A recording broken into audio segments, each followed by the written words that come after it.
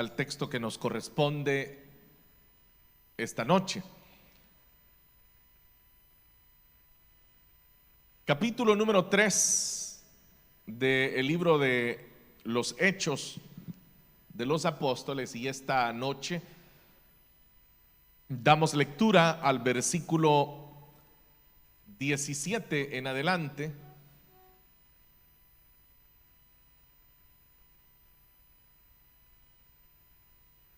Dice la palabra del Señor, versículo 17: Ahora bien, hermanos, yo sé que ustedes y sus dirigentes actuaron así por ignorancia, pero de este modo Dios cumplió lo que de antemano había anunciado por medio de todos los profetas, que su Mesías tenía que padecer. Por tanto, para que sean borrados sus pecados, arrepiéntanse y vuélvanse a Dios, a fin de que vengan tiempos de descanso de parte del Señor, enviándoles el Mesías que ya había sido preparado para ustedes, el cual es Jesús. Es necesario que Él permanezca en el cielo hasta que llegue el tiempo de la restauración de todas las cosas, como Dios lo ha anunciado desde hace siglos por medio de sus santos profetas. Moisés dijo: el Señor su Dios hará surgir para ustedes de entre sus propios hermanos a un profeta como yo. Presten atención a todo lo que les diga, porque quien no lo haga, no le haga caso, será eliminado del pueblo. En efecto, a partir de Samuel, todos los profetas han anunciado estos días. Ustedes pues son herederos de los profetas y del pacto que Dios estableció con nuestros antepasados al decirle a Abraham: todos los pueblos del mundo serán bendecidos por medio de tu descendencia. Cuando Dios resucitó a su siervo, lo envió primero a ustedes para darles la bendición de que cada uno se convierta de sus maldades. Amén. Hasta ahí, hermanos, la lectura. Por favor, tomen sus asientos esta noche.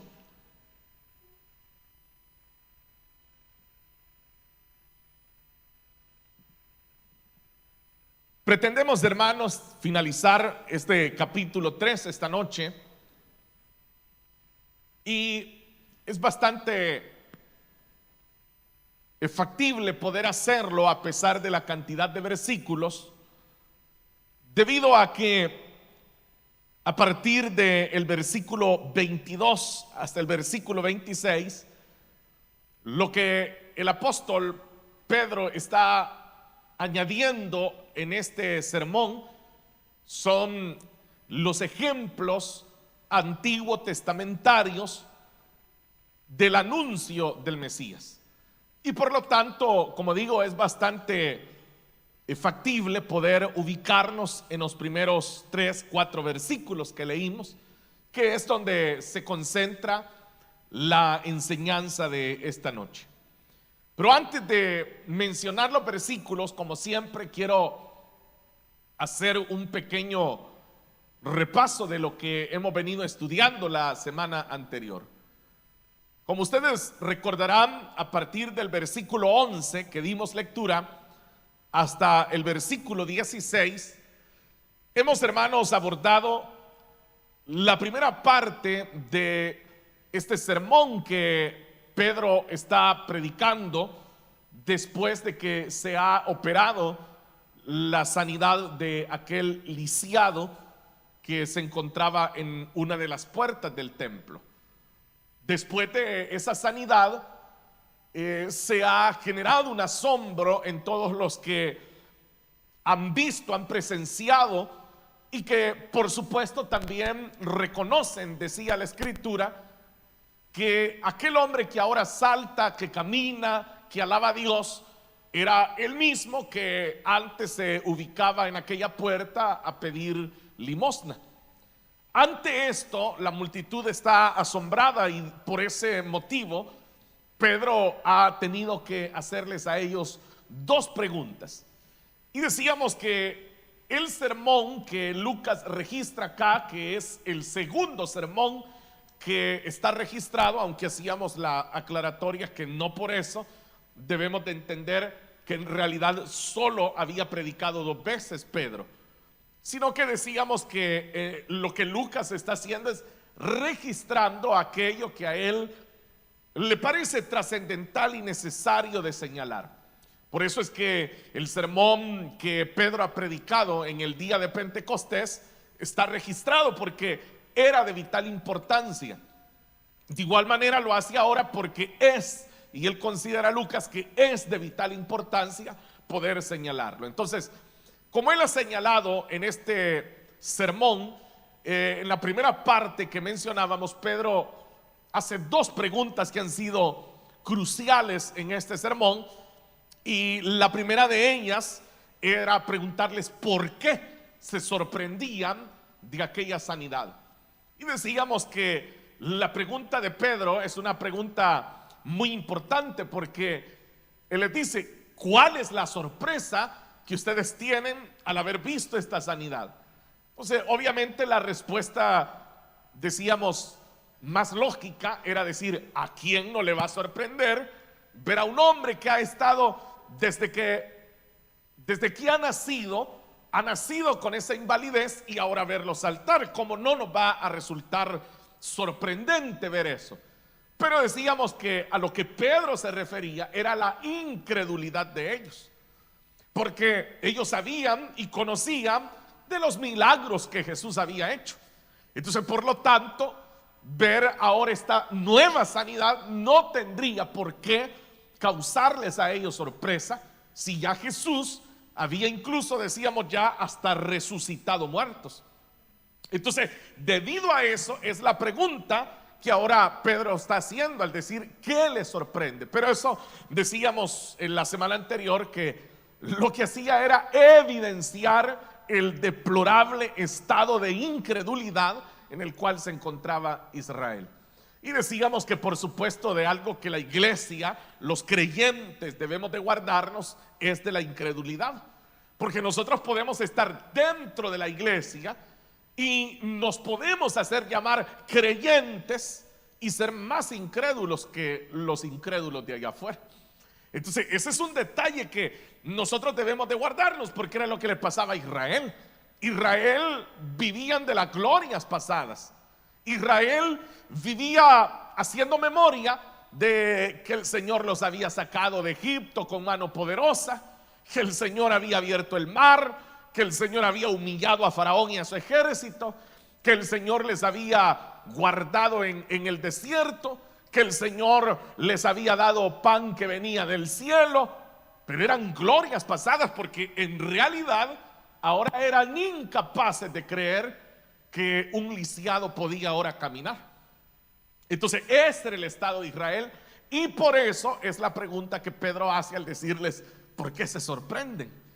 Y la segunda pregunta que él les hace es ¿por qué nos miran a nosotros?, dice Pedro.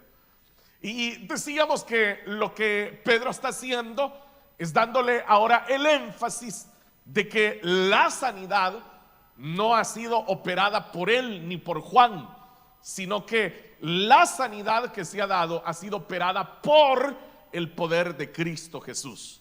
Entonces, en base a esas 2 preguntas es que Pedro se ha introducido en este nuevo mensaje que él está predicando. Y es ahí donde él comienza una vez más a abordar el tema del rechazo que Israel ha hecho para con el Señor Jesús. Y por eso les dice: ustedes no solamente lo rechazaron, sino que incluso lo mataron. Y él les dice: y lo mataron prefiriendo por sobre de él, que era inocente, a un homicida, les dijo, haciendo referencia a Barrabás, que había sido dejado en libertad. Y por eso él les menciona incluso el caso de Pilato, porque decíamos que en el capítulo número 27 de Mateo precisamente se habla de la inocencia que Pilato encuentra en el Señor Jesús, cuando incluso es interrumpido estando en el tribunal porque su esposa le manda recado a Pilato diciéndole: no te metas con ese hombre porque es inocente, y yo he sido atormentada en un sueño a causa de la inocencia de ese hombre. Entonces, con eso Pilato tenía todavía mucho más claro que Jesús era inocente, pero por eso es que él insiste en dejarlo libre. Pero como ya estaban resueltos a matarlo, ellos insisten en que fuera Jesús crucificado y que se soltara Barrabás. Entonces, esa es parte del mensaje que ahora Pedro está dando el sentido de culpabilidad sobre Israel. Él les está diciendo: ustedes fueron quienes lo mataron. Entonces, eso lo revisábamos la semana anterior, pero hoy hago este recordatorio para que podamos unirlo a lo que continúa. Por eso en el versículo 17, que hemos dado ya lectura esta noche, usted puede notar que hay un cambio de tono en el mensaje. Los versículos anteriores, si usted los lee, usted podrá sentir la pesadez de las palabras que Pedro está pronunciando, diciendo en el versículo 14, por ejemplo: rechazaron al santo y justo, pidieron que se indultara a un asesino, mataron al autor de la vida. Son palabras muy fuertes las que él está utilizando. Pero en el versículo 17, note usted ese cambio que va a existir. Si uno lo hace la lectura en NBI, es todavía más perceptible el cambio que hay, porque dice: ahora bien. Y esa frase "ahora bien" es hacer una pausa de lo que yo estaba diciendo, pero no solo una pausa, sino un cambio de dirección. Entonces, eso es lo que Pedro va a hacer acá, y por eso él dice: ahora bien. Es como, después de todo lo que les he dicho, que sé que no es fácil para ustedes escuchar lo que les dije, que ustedes son culpables por haberlo rechazado, que son culpables de haberlo matado, que son culpables de haber preferido a un homicida que a un inocente. Pero ahora bien, entonces esto, lo que en realidad va a despertar es el hecho de que hay esperanza, que hay una opción, que hay una manera de restaurar las cosas. Porque hasta el versículo 16, después de todo lo que Pedro está diciendo, el panorama es desolador. Lo que nos queda muy claro es que ellos eran culpables de haberle dado muerte, como él les dice, al Mesías. Y ya hemos dicho que la naturaleza religiosa de los judíos era mesiánica, porque ellos, su esperanza era el Mesías. Para ellos el Mesías era el centro de su fe. Sin embargo, Pedro les está diciendo: ustedes lo mataron. Tuvieron frente a ustedes al Mesías que tanto esperaban, y ustedes lo que hicieron fue matarlo. Prefirieron a un homicida que al Mesías. Aquí la pregunta es: ¿y ahora qué podemos hacer? Es cierto, si alguien acepta su culpabilidad, si alguien acepta que lo que Pedro está diciendo es verdad, entonces, ¿qué remedio hay? ¿Qué remedio hay? Porque hemos matado a alguien. Somos culpables de su muerte. Somos culpables de haberle rechazado. Somos culpables de haber preferido a un homicida antes que al Mesías. ¿Y ahora qué podemos hacer? Entonces, por eso en el versículo 17 hay un cambio en la orientación del mensaje. Y por eso él dice: ahora bien. Y note que va a usar una palabra más. Dice: hermanos. Y lo que está acá ahora es haciendo alusión a la nacionalidad judía de ellos. Por eso les llama hermanos. De esta manera, Pedro, el predicador, se está poniendo en medio de ellos. Eso es lo que él está haciendo cuando dice hermanos. Yo soy uno más de ustedes. Recuerden que, como digo, es una acusación la que les ha hecho. Les ha dicho, bueno, en pocas palabras lo que les ha dicho es asesinos. Eso es lo que les ha dicho. Culpables, asesinos, crueles, homicidas. Pero ahora él va a reducir ese tono de la acusación y él les dice, ahora bien, hermanos, y él se está poniendo en medio de ellos. ¿Por qué lo va a hacer Pedro? Porque ahora les va a brindar la esperanza que todavía tienen. Y les dice, yo sé que ustedes y sus dirigentes actuaron así por ignorancia. Entonces, él lo que está buscando ahora es como reducir el tono de la acusación que ha hecho. Pero no lo está haciendo porque él quiera ser condescendiente, sino porque, obviamente, guiado por el Espíritu Santo, lo que Pedro va a hacer es ofrecerles una esperanza de vida. Y esto, hermanos, hay una enseñanza que nosotros debemos de entender como iglesia en esta enseñanza. Y es de que el mensaje cristiano, el mensaje, precisamente por eso se llama evangelio, se llama buenas nuevas. Y es que es muy frecuente que nosotros malinterpretamos la palabra de Dios creyendo que la palabra de Dios es solo para acusar y para condenar. Y perdemos de vista que si bien es cierto la palabra de Dios le muestra al hombre su desgracia espiritual, la palabra de Dios desnuda al ser humano ante Dios y le demuestra al hombre cuán culpable es ante Dios. Pero también la palabra le da esperanza a la vez al hombre. Y es ahí donde el evangelio es completo. Es ahí donde el evangelio se vuelve una solución integral para el ser humano. Pero, como digo, muchos cristianos han tomado de una manera tan extremista, diría, el evangelio, que por eso es común encontrar personas, por ejemplo, que yo diría aman que, por ejemplo, desde los púlpitos se maltrate a las personas y que se utilice frases despectivas, denigrantes, que prácticamente se insulte a las personas, llamándoles hijos del diablo, llamándoles, bueno, hay una serie de cosas, pecadores, y que se vocifere todo tipo de insulto contra la audiencia. Y como digo, lo tremendo es que de repente muchos cristianos llegan a identificar eso como un buen mensaje. Y algunos hasta tienen algunas frases para calificarlo y dicen, es que la palabra de Dios tiene que ser confrontativa, dicen.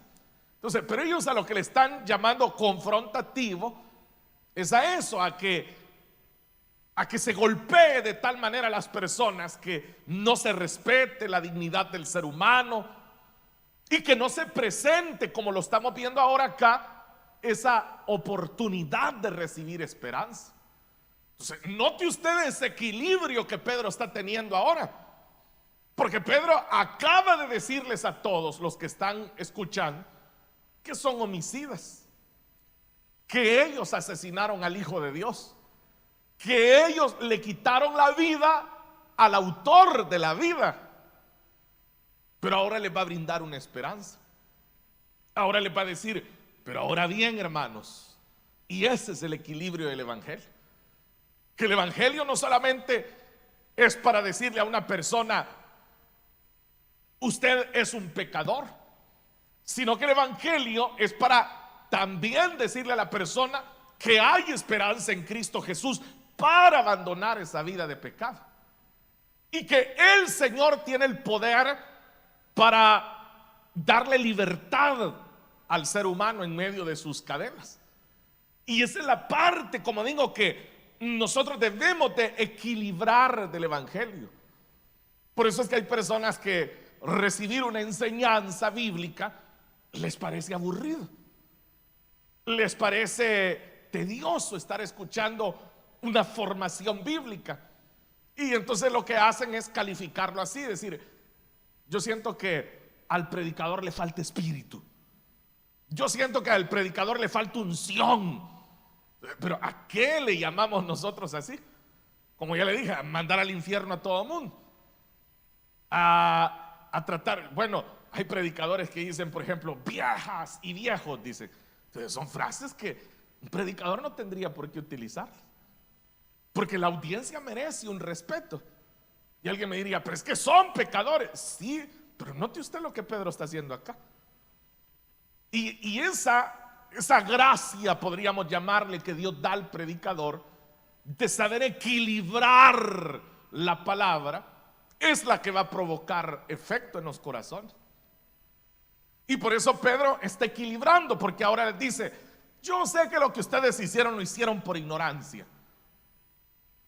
Entonces ahora esto está aliviando la carga de los que han escuchado todos los versículos anteriores. Juzgue usted como que usted estuviera ahí en la audiencia. Usted está en medio de la multitud y acaba de escuchar que le dicen, ustedes rechazaron al santo, al justo, ustedes mataron al autor de la vida. ¿Cómo se sentiría usted recibir esas palabras? Pero de repente le dicen, pero no se preocupe, puedo entender que lo hizo por ignorancia. ¿Le aliviaría eso, sí o no? Claro, a uno le daría cierto alivio escuchar eso. Ahora, pero aquí viene una pregunta y yo se la hago. ¿Realmente eran ellos ignorantes? ¿Qué dicen ustedes? Porque ellos escucharon a Jesús.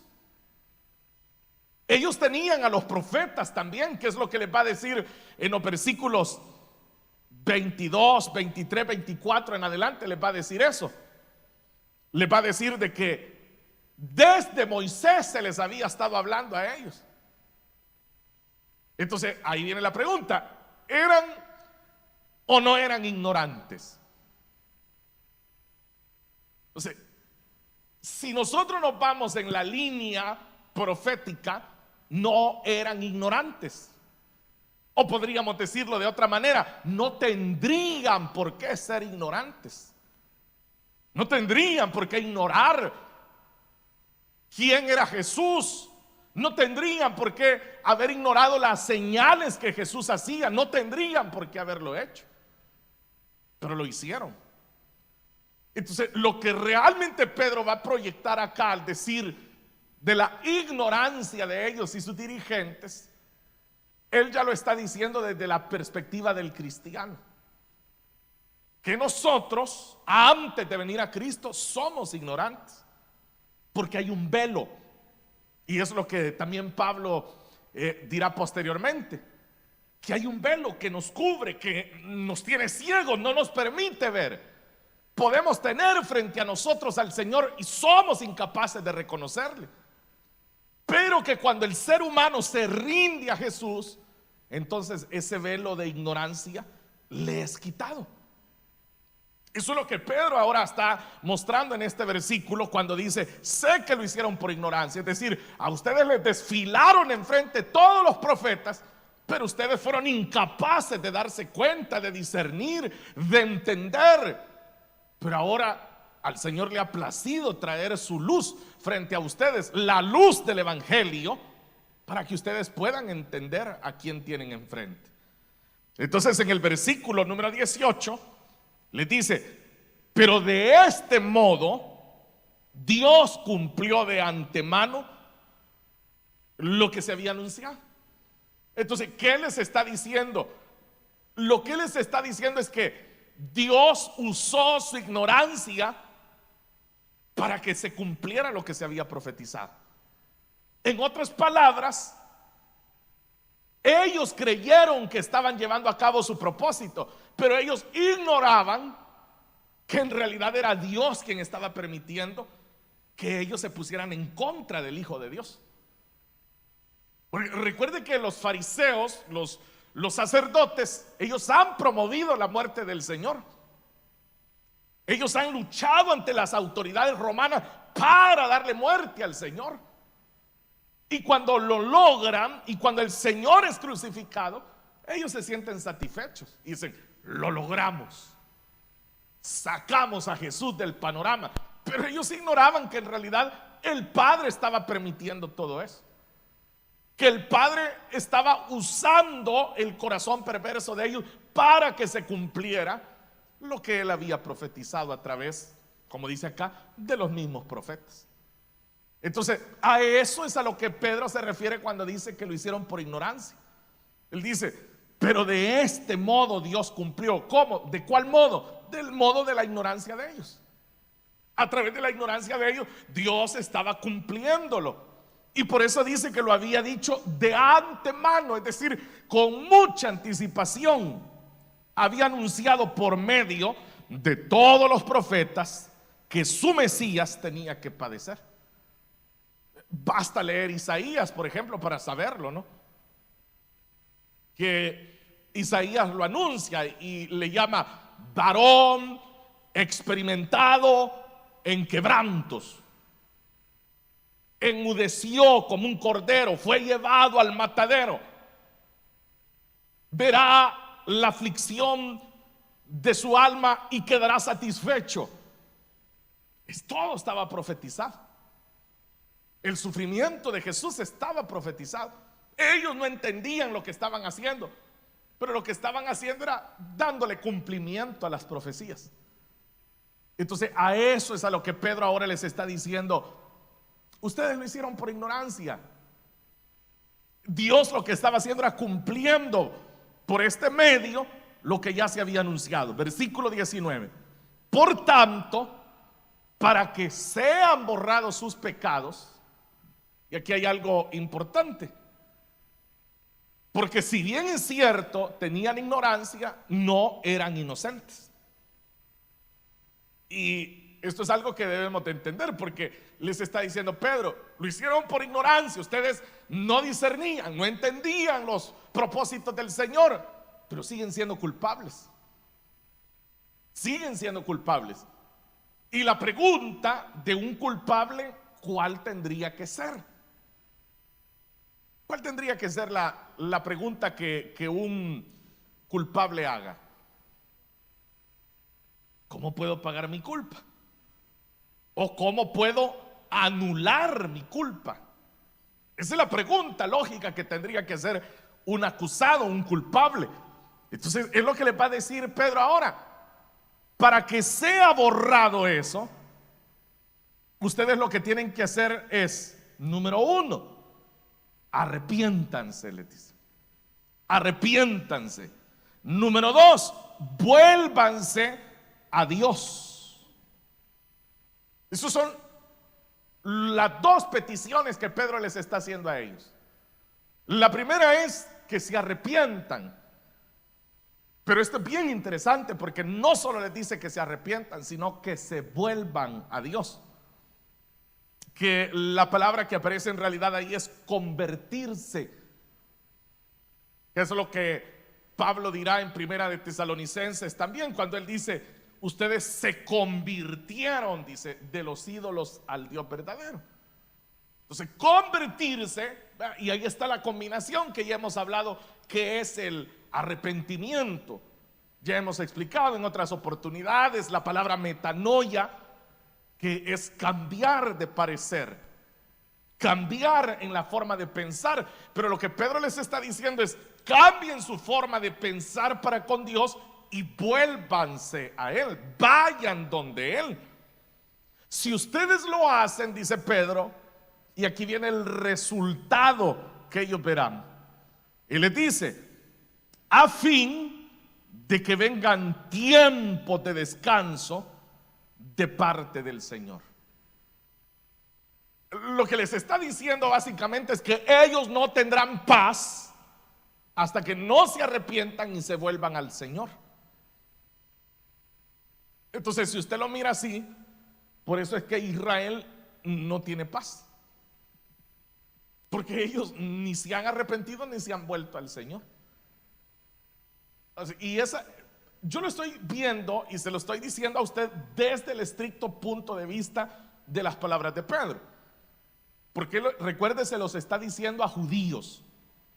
El mensaje que usted y yo estamos estudiando esta noche no es a gentiles, es a judíos que estaban ahí en el templo, en las afueras, en los contornos del templo.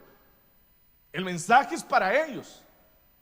Por eso aclaré que Pedro ha dicho hermanos, no se está dirigiendo a gentiles. Por eso es que todo lo que va a seguir, lo que Pedro está haciendo un resumen, es de la esperanza judía hacia el Mesías, que es el restablecer el reino del Mesías, que fue lo que también sus discípulos le preguntaron allá en el capítulo 1. Usted recordará que ya lo estudiamos, cuando ellos le preguntan al Señor: Señor, ¿y ahora restaurarás el reino a Israel? Y el Señor les dijo: no les corresponde a ustedes saber eso. ¿Se recuerdan de eso, verdad? Todavía. Bueno, entonces esta es la perspectiva que Pedro les está dando ahora acá, que sí será restaurado el reino, pero él les va a trazar un momento en el cual va a ser restaurado el reino. Entonces, por eso les está diciendo que llegarían tiempos. Reina Valera usa la palabra refrigerio, pero en el original, pues la palabra puede ser traducida así como descanso, sosiego, paz. Y eso es lo que les está diciendo. Ustedes quieren tener como nación tiempos de paz, de descanso, de sosiego. Vuélvanse a Él. Arrepiéntanse de haberle dado muerte y vuélvanse a Él. Y entonces de Él, y eso es lo que Pedro está insistiendo, que de Dios van a venir esos tiempos. Y este es otro detalle importante que no lo debemos de pasar por alto, porque más adelante, en algunos años, sucederá que Israel procuró tener paz por sus propios medios. Por eso es que, bueno, la rebelión, el levantamiento, comienza como en el año 66, 67 después de Cristo, y culminará en el año 70 después de Cristo con la destrucción del templo. Ese templo que hoy acá se está mencionando, en donde sucedió esta sanidad. Entonces, hubieron movimientos revolucionarios judíos que lo que querían era la independencia. Ellos querían liberarse de el poder de los romanos. Entonces ellos van a levantarse en armas y Roma va a sofocar esa rebelión mandando ejércitos para aplacar el levantamiento. Y eso es lo que les está diciendo Pedro: de Dios vendrán tiempos de descanso para ustedes. Todo lo que tienen que hacer es arrepentirse de haberle dado muerte al Mesías y volverse a Él, y entonces de Dios vendrán tiempos de descanso para ustedes. Esos tiempos de descanso ellos los quisieron conseguir, obtener en su propio esfuerzo. Y eso es algo que a usted, aunque no era con usted el tema que Pedro está diciendo, pero usted sabe que se puede aplicar a nuestra vida, ¿no? Porque hay personas que pueden perder la vida misma, la salud misma, el dinero mismo, buscando descanso, buscando paz, buscando felicidad. Pero es que no se puede obtener de otra manera. Si uno quiere paz, si uno quiere felicidad, si uno quiere descanso, sosiego, refrigerio, tiene que ser Dios quien nos otorgue. Tiene que ser de Dios. Por eso es que Pedro les está diciendo: de Dios vendrá para ustedes un tiempo de descanso. Pero como le digo, la historia demuestra que no fue así. Ellos quisieron obtener su propio descanso. Y bueno, usted puede buscar, ¿no? Hay libros de historia. Tal es el caso de Flavio Josefo, por ejemplo, quien da origen a la guerra de los judíos, por ejemplo, en donde se narran muchos de los detalles que hoy yo le estoy mencionando en este momento. Todo culmina también con la muerte de los últimos resistentes en un lugar que se llamaba Masada, que era un lugar alto, donde los que terminan, que era como el último foco de resistencia, estos judíos se quitan la vida para no ser capturados por los romanos. Ellos buscaron su propia paz. Y lo que Pedro les está diciendo, de Dios vendrá. De Dios vendrá. Sigamos por favor, hermanos. Dice en el versículo 20, enviándoles al Mesías que ya había sido preparado para ustedes, el cual es Jesús. Note, él va a unir y dice, vendrán tiempos de paz, pero ahora dice, cuando de Dios venga el Mesías, pero el Mesías ya había venido para él. Pero lo que les está más bien ahora Pedro anunciando una vez más es el regreso del Señor Jesús. Eso es lo que les está diciendo. Por eso dice en el versículo 21, es necesario que Él permanezca en el cielo hasta que llegue el tiempo de la restauración de todas las cosas, como Dios lo ha anunciado hace siglos por medio de sus santos profetas. Recuerde que aquí está la esperanza judía de la restauración del reino, en donde ellos esperaban eso, que el Mesías restaurara la soberanía de Israel. Entonces Pedro les está diciendo, ahora Él ya no está acá, recuerden que ustedes lo mataron. Entonces, Él ha resucitado, pero tampoco está acá en medio de nosotros, está en el cielo, les dice, como ellos lo habían visto irse. Entonces, por eso él dice, está en el cielo, pero va a regresar. Y entonces cuando Él regrese, Él les va a traer paz. Entonces aquí hay una mención de lo que hoy nosotros llamamos el reino del milenio. Y le dije que a partir del versículo 22 Él comienza a poner ejemplos. El primer ejemplo que pone es el de Moisés. Versículo 22, Moisés dijo, el Señor su Dios hará surgir para ustedes, de entre de ustedes, sus propios hermanos, a un profeta como yo. Eso es lo que le dijo Moisés. Aquí lo que Lucas está registrando son palabras que Moisés dijo en Deuteronomio capítulo 18. Si usted lee, ahí encontrará esto que acabo de mencionar. Y le dice Moisés, y el que lo rechace tendrá que ser muerto. Entonces, el primer ejemplo que él pone es el de Moisés. Y dice en el versículo 24, va a poner un segundo ejemplo. En efecto, a partir de Samuel, aquí va el segundo ejemplo, todos los profetas han anunciado estos días. Por eso él dice, a partir de Samuel, porque recuerde que esto ya lo hemos dicho en alguna oportunidad cuando hemos hablado, por ejemplo, del libro de los jueces, y hemos dicho que anteriormente a los profetas se les llamaba videntes, pero que posteriormente empezaron a recibir el nombre de profeta. Y eso es lo que ahora aquí se nos está diciendo también, de que a partir de Samuel los profetas comenzaron a anunciar esos días. Ustedes pues son herederos de los profetas y del pacto que Dios estableció con nuestros antepasados. Y aquí está el tercer ejemplo, Abraham.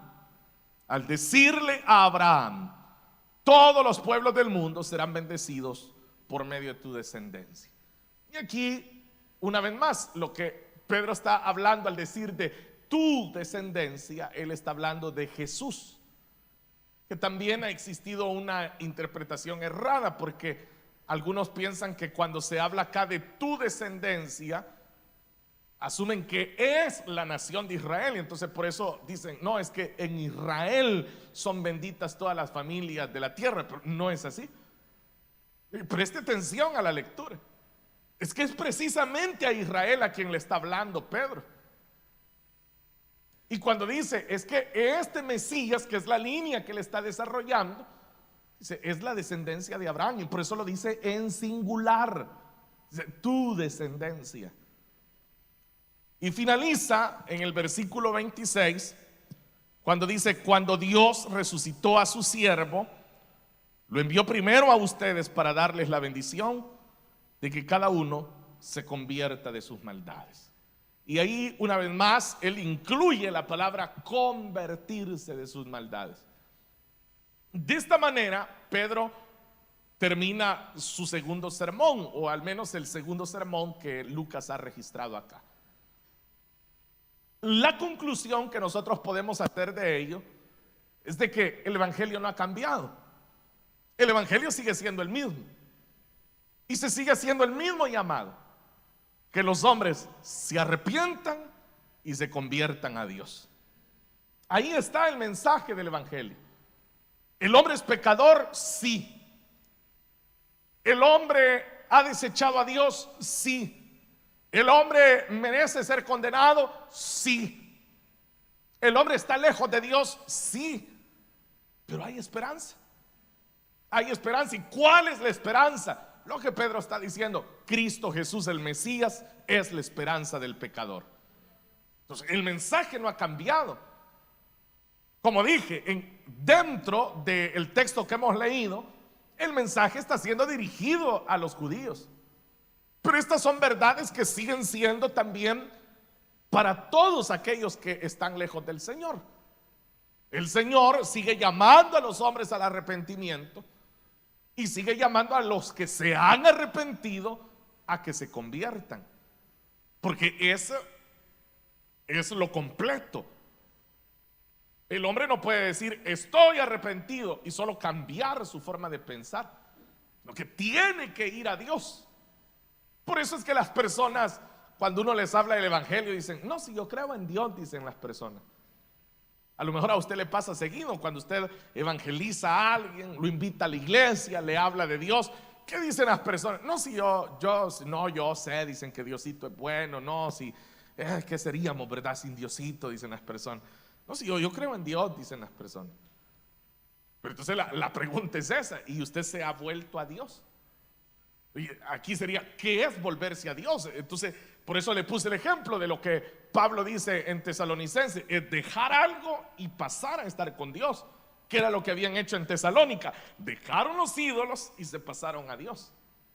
Eso es lo que les está pidiendo el Señor a los hombres: que dejen sus caminos y vengan a los pies de Él. No basta que lo piensen, sino que es necesario que hagan. Y lo que tienen que hacer es volverse a Dios. Y todo aquel que lo haga, ¿qué sucederá? De acuerdo a la escritura, pues lo que va a suceder es que va a venir descanso para su vida. Va a haber descanso, va a haber un tiempo de paz, habrá sosiego, tendrá esa tranquilidad que no se puede tener. Por eso es que el ser humano puede hacer de todo y a la final nunca tiene paz, nunca lo logra. Por eso usted va a ver que es tan común que, bueno, uno de los grandes negocios que hay hoy en día son las farmacéuticas, donde las personas tienen que hasta tomar algo para poder dormir, porque las personas no pueden ni conciliar el sueño. Y dice la escritura que el Señor a sus amados Él le da hasta el sueño. El que esté en paz con el Señor, de aquellos que pone la cabeza en la almohada y ya está dormido, porque hay paz, hay descanso en el Señor. Y eso no significa que no hayan deudas, no hayan dificultades, no hayan enfermedades, no hayan angustias, pero como el que se ha arrepentido y se ha convertido está en los brazos del Señor y sabe que el Señor tendrá cuidado de él en todo momento, eso le lleva a tener ese sosiego del que aquí se está hablando. De esta manera, hermanos, como digo, termina el segundo sermón registrado por Lucas. Y cuando pasemos ya al capítulo 4, lo que veremos es la reacción que van a tener las autoridades en base a los efectos que el mensaje de Pedro está causando. Así que, si el Señor nos da la vida, será el próximo miércoles que continuemos, hermanos, con el capítulo número 4. Amén. Llegamos hasta ahí, hermanos. Hagamos una oración esta noche. Padre, gracias por la bendición, Señor, que nos das de estudiar tu palabra.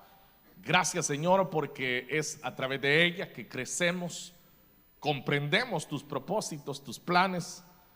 Ayúdanos, Señor, a seguir pregonando ante los hombres que necesitan arrepentirse y convertirse para que vengan tiempos de paz a ellos. En el nombre de Jesús, Señor. Sí, Señor, te damos las gracias porque una vez más tu consejo, tu palabra llega a nuestros corazones.